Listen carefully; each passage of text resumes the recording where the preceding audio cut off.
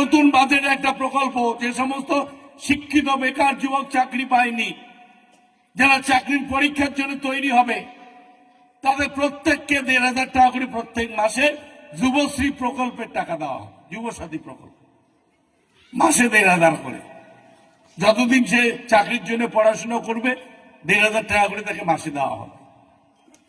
আশা কর্মী, অঙ্গনওয়াড়ি কর্মী, SSK, MSK, civic police, তাহলে যে রাজ্যের সরকার মানুষের কথা ভাবে, গরিব মানুষের কথা ভাবে, সিভিক পুলিশ বড় বড় কথা বলে, অনেক সিভিক পুলিশ আছে। আরে মমতা ব্যানার্জি আছে বলে 2টা খাবার পায়, তার আগে তো সিভিক পুলিশ কি জিনিস ছিলই না। এই যে আশা কর্মীর ঘর 800 টাকা করে আশা কর্মীর অনারিয়াম ছিল, আজকে 7,000 টাকা হয়েছে। এসএসকে, এমএসকে, অঙ্গনওয়াড়ি, এই যে তোমার নেত্রী নিজে অঙ্গনওয়াড়ি কর্মী, কেন্দ্রীয় সরকার এর টাকা দেওয়া বন্ধ করে দিয়েছে।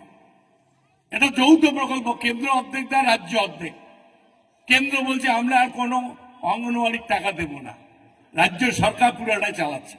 মানে নতুন বাজেটে একটা প্রকল্প, যে সমস্ত শিক্ষিত বেকার যুবক চাকরি পায়নি, যারা চাকরির পরীক্ষার জন্য তৈরি হবে, তাদের প্রত্যেককে ১,৫০০ টাকা করে প্রত্যেক মাসে যুবশ্রী প্রকল্পের টাকা দেওয়া হবে। যুবসাথী প্রকল্প মাসে ১,৫০০ করে, যতদিন সে চাকরির জন্য পড়াশোনা করবে ১,৫০০ টাকা করে তাকে মাসে দেওয়া হবে। আশা কর্মী, অঙ্গনওয়াড়ি কর্মী, এসএসকে, এমএসকে, সিভিক পুলিশ, তাহলে যে রাজ্যের সরকার মানুষের কথা ভাবে, গরিব মানুষের কথা ভাবে, আর দিল্লির একটা সরকার আছে সারা বছর দেখা নাই, বিধানসভার ভোট আসছে, এখন নয়া চকচকা গেরুয়া পাঞ্জাবি পরিয়া আপনাদের সামনে আসিয়া কবে জয় শ্রীরাম, ভোটটা কিন্তু এবার পদ্ম বলে দেওয়া খাবে, এইটাই বলবে, আর কিছু কথা নেই।